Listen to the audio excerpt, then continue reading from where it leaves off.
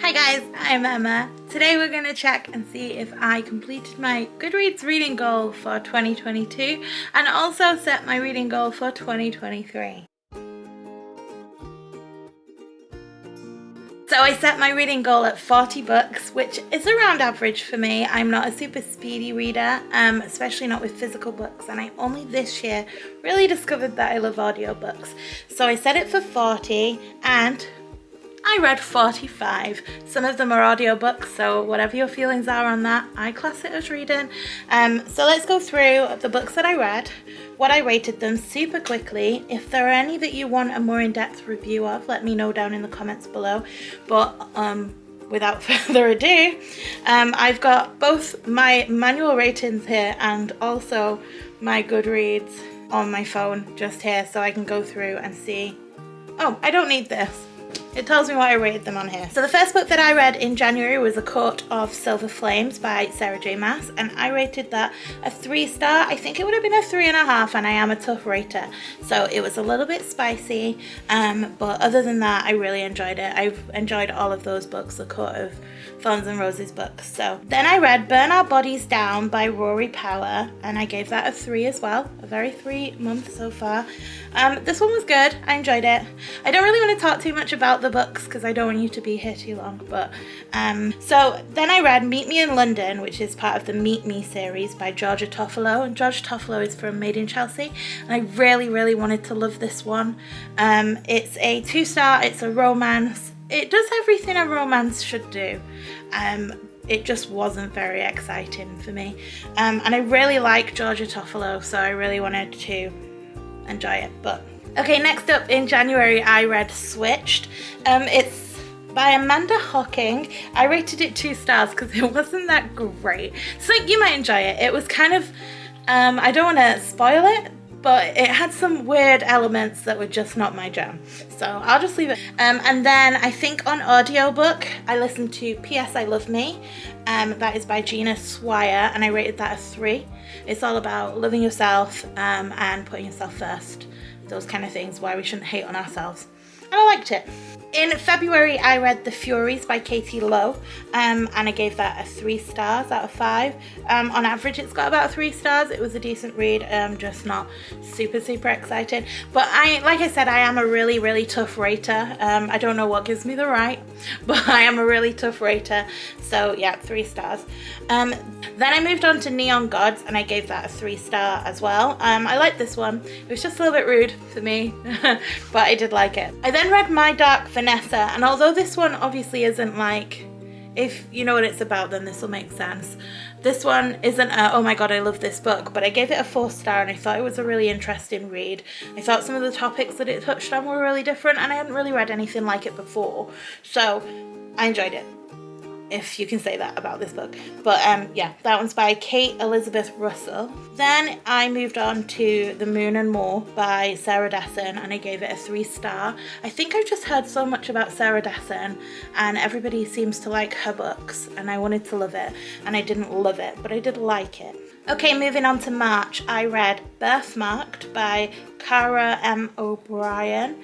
I don't remember much about this book now, but I did enjoy it at the time because I gave it a 4 out of 5 stars, which is really high for me. So I then listened to Note to Self, and it's different, not all celebrities, but like important people. I know Oprah was in there, and some sports people were in there, and they are writing letters to themselves when they were younger and telling them like different things and what they wish they'd have known then, and I thought it was really important to hear kind of what these people would have said to themselves when they were younger if they could go back and say it now. So I gave that a 4 out of 5 star, and that's by Gail King if you're interested. The last book I read in March was Self-Help for the Helpless, a beginner's guide to personal development. I gave this a 3-star, and I wouldn't say it's exceptional. I probably would recommend other personal development books over this one, but that is by Shelley Wilson. So I then read the third book in the Kingdom of Curses and Shadows, and that is The Dawn of the Prince, and I gave that a 2-star, which is really sad because I really enjoyed the other 2 books in the series. So I don't know if I was just done with this world or if it just wasn't as good, but that is by Day Leto. And I just didn't like it that much, but it could have been me and it might be really good and I might just have been hating on it for no reason. Okay, moving on to April, I read The Royals Next Door and I gave it a 4 out of 5 stars and I really enjoyed it, and The Royals Next Door made me think that maybe I do like romance books, so that was good, and I liked the storyline. It was really, really cute. Especially if you like the Cinderella story kind of books, you'll definitely like The Royals Next Door, and that's by Karina Hale. I read this book over a couple of months. It was kind of like a pick it up, put it down kind of thing, and it was The Things That Nobody Knows, 501 Mysteries of Life, and it had like facts about the dinosaurs, facts about space, things like that in it. That's by William Hartson. I gave it a 3 out of 5 stars. I then read The Cheat Sheet by Sarah Adams. I gave that 3 out of 5 stars. It was good. She's a dancer, he was a football player, and they weren't supposed to go out and then they did, kind of thing. But it was good. And then in a very similar vein, I read I Hated You First by Rachel John, and I think they were, it's her brother's best friend. No. Yes. I think it's her brother's best friend. And they end up dating. But it was good. They were both about the same. I then read Influencer, which I really wanted to enjoy this book because it's about like how to grow your following and how to build a personal brand, and obviously I'm really interested in doing those things, but I think this book is maybe aimed for people with a bigger following, obviously than this channel, but also it's not talking about starting from scratch, it's talking about when you're already at like 100,000 subscribers. So if you're interested in that and you have that many followers and your following is that big, then I think maybe this would be worth it for you. But for me, I didn't learn a lot. So yeah, I gave that a 2 out of 5 stars. I read The Becoming of Noah Shaw. When I was younger, I absolutely loved the Maradaya books. Is it Becoming Maradaya? They're by Michelle Hodkin, and I didn't know that the Noah Shaw is the love interest in those books, and I didn't know that he had his own books, and I read it and it was a 3 out of 5 stars, so it was quite disappointing when Maradaya. I then read Strange the Dreamer. I don't know if I actually finished this one. I gave it a 1 out of 5 stars, and I don't remember it, so I can't tell you much about that. I then read The Stars We Steal, and that was a 4 out of 5 stars for me, and I don't remember that one either, so maybe I just slept the entire time through May and June, but I must have enjoyed it because I gave it a 4 stars. I also gave Things We Never Got Over a 4 out of 5 stars, and I do remember this one, and this one was a romance, and it was decent. I enjoyed it. I think there are more in the series, so I don't know if I'll go back and read some more, but yeah, I think I enjoyed that one quite a lot. And then I found Heidi Swain books, so I read The Secret Seaside Escape, and it was just so cute. It's a romance. It's your typical city girl moves to a country like side village and helps to rebuild a business and falls in love, and it was such a good vibe, and I really liked it. I really enjoyed reading it, and it seems like everybody else did too because it's got an average rating of 4.1. so seems like May and June were really good months because the next book I read was Perfected by Kate Birch, and I gave that a 4 out of 5 stars as well, so I enjoyed that one. I finished off the month by reading A Touch of Ruin, which is by Scarlett St. Clair. I gave that a 3 out of 5 stars, so a little bit less than the other 2 I'd read. Okay, so I don't think I read anything for the whole of July, and then moving into August I started it off with a book called #Murder Trending. I don't know where I heard about this book or where I got it from, but I really enjoyed it. So it's basically, if you go to prison in this futuristic world, it's America, but I can't remember the specific place. It might be San Diego. You end up being put onto this island that's completely detached. I think it was a real island. It's completely detached. It's set up like a whole real like town. There's shops and houses and things like that.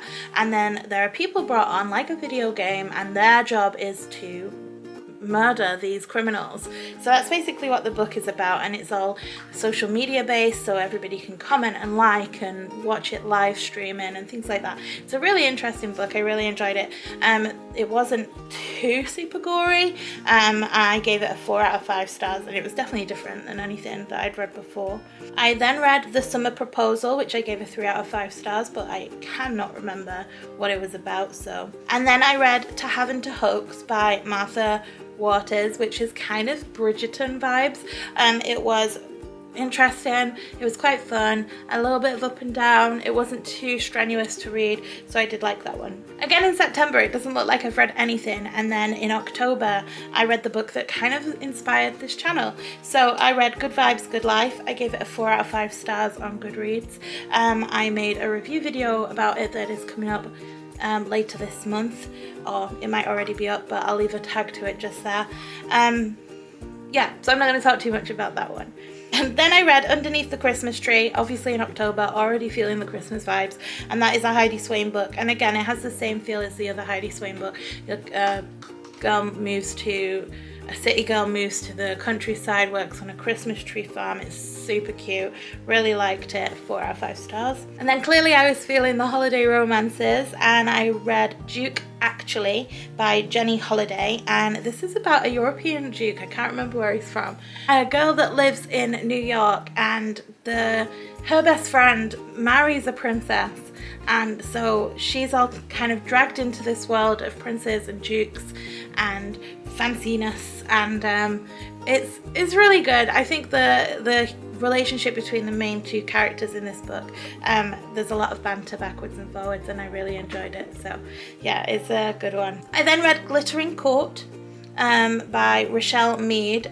This one is kind of a dystopian, but it also felt kind of like old-timey as well, so I'm not really sure when it's set. I can't remember, but it was an interesting read. I gave it 3 out of 5 stars. I read a really cute book called Heaven is for Real, and it's about the story of a little boy who had a near-death experience and then came back talking about how heaven is real, and he could tell you all about Jesus and all about seeing family members that had passed, and I find things like that really interesting. I think I'm not really sure what I believe in yet, and I've not quite decided, but I definitely believe that this little boy, or from the story, I believe that this little boy had these experiences because he was so little. But yeah, I gave that 3 out of 5 stars. And the last book for October was Ugly Love by Colleen Hoover. Again, Colleen Hoover is another author that I'd heard a lot about and I'd not really read anything by. And now that I was getting into romances, I thought I could try it. And I gave that a 3 out of 5 stars, but I do remember enjoying it. So I think that one is another one that I would try, another book by Colleen Hoover. In November, I read Maybe This Time by Casey West, and I gave that a 2 out of 5 stars, so that was a bit rubbish. And then I started reading Twisted Love, so I read Twisted Love, Twisted Games, and just those 2. I read Twisted Love and Twisted Games in October, and I gave them both a 3 out of 5 stars. They're a little bit spicy if you're wondering, but I enjoyed the stories. They were fun to listen to. Then in November, I read I'm Glad My Mum Died by Jennette McCurdy. Jennette McCurdy, if you don't know, was Sam on iCarly, and she grew up as a child actress, and she talks about a lot of kind of what she went through in a book, and it's sad, and I'm glad that she wrote the book, and I feel like that was probably really helpful for her, and also it was really interesting to read. I would definitely recommend. I gave that one 4 out of 5 stars. I then read A Throne for Sisters, and that's by Morgan Rice, and I gave this a 2 out of 5 stars. It's not that it wasn't good, it just wasn't anything I hadn't read before, if that makes sense. So I feel like there are 100 books doing what this book did, and I then listened to an audiobook called High on Summer by Gia Todoran, and it was basically these 2 kids, and every year they did something kind of bucket listy every summer, and it was cute, and I gave it a 3 out of 5 stars. It doesn't even have a picture on Goodreads, so I don't know if it's brand new or if it's just something that I found on Scribd and I thought I would, or Scribd? Something I found on Scribd and I thought I would give it a listen. I then listened to The Happiness Makeover, How to Teach Yourself to Be Happy. I didn't enjoy this, which is sad. I give it a 2 out of 5 stars. I just don't think it did anything, and not that I expected a book to magically make me happy, but I don't feel like it was helpful in any way. I then read Secret Santa. I gave it it's by Wendy Dalrymple. Sorry, Wendy, if I butchered your surname. I gave it a 2 out of 5 stars. It was cute. I just didn't really enjoy it that much. It's about a girl that works in an office and she has a secret Santa, and I guess you can kind of tell where that goes. And I'm just currently finishing Talk Santa to Me, which is about a girl who works in kind of a Christmas village. And I'm enjoying that one, so I guess that one will be about a 3 out of 5 stars. So they're all the books that I read in 2022. I've got about 5 days left of 2022 when I'm filming this, so maybe I'll fit one in, but I'll just count that as 2023. So that'll count to that. So now I guess it's time to set my 2023 reading goal. I read a lot more in the second half of the year than I did in the first half of the year, and so I think if I carry on at that speed I could read more than 40 books. So I'm gonna set my reading goal at 60, which is 20 more than I set it last year, so hopefully I can do that. Let me know down in the comments below what your reading goal is for 2023, and if you hit your 2022 reading goal. I hope that you've enjoyed this video. If you have, please don't forget to hit the subscribe button, give me a thumbs up, hit the notification bell, and I will see you in the next video. Bye.